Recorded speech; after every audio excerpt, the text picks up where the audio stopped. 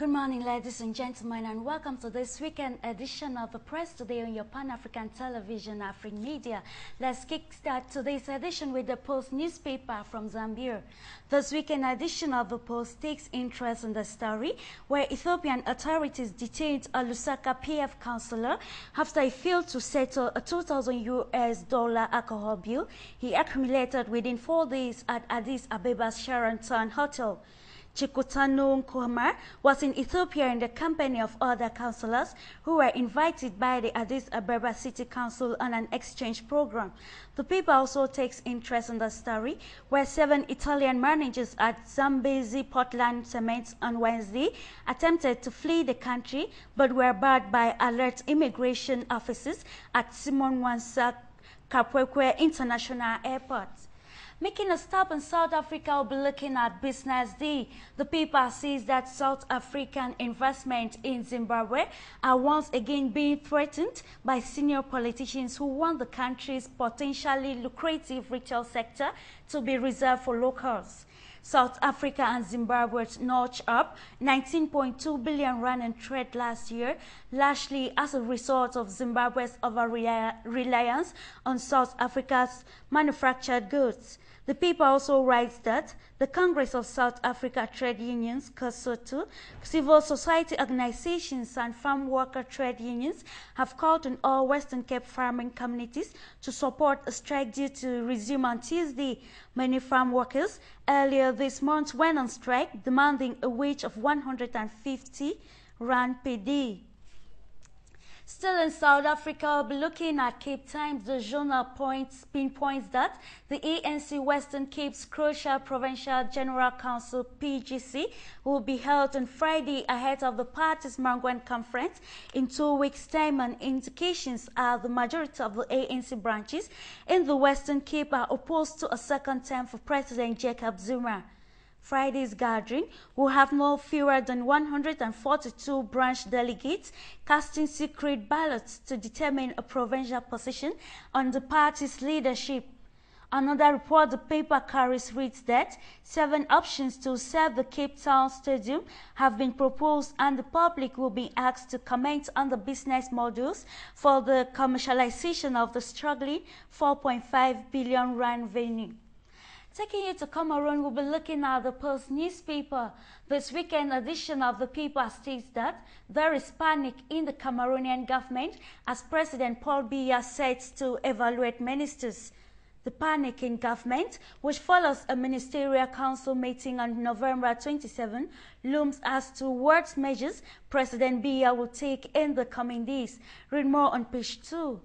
One of the leading stories in this issue of the paper talks of an autopsy conducted on a corpse by the director of the Boya Regional Hospital that is causing nationwide stir with allegations of body part theft. Complete the story on page 3 and find out how the government, family and doctor disagree on the autopsy.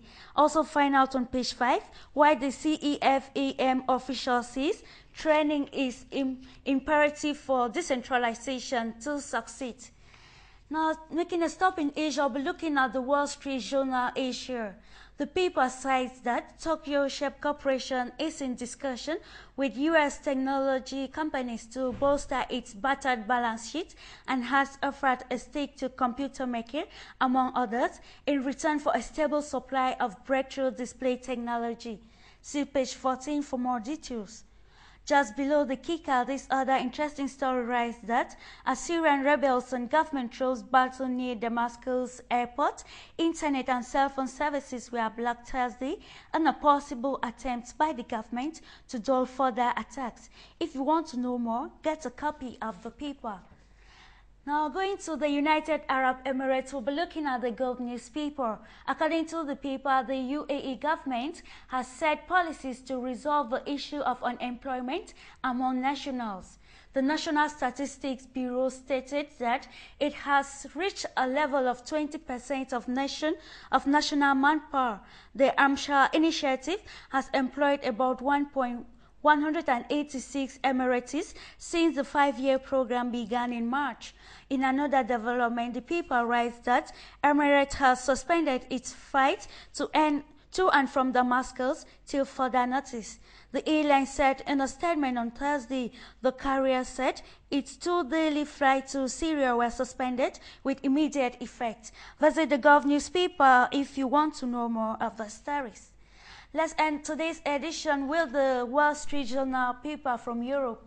The paper brings to our notice that UK banks will have to raise material amounts of fresh capital or sell some businesses, the Bank of England said on Thursday in its starkest warning yet to banks to come to grips with bad loans and ditch opaque accounting techniques to restore investor confidence and get moving. Read more of the story on page 4.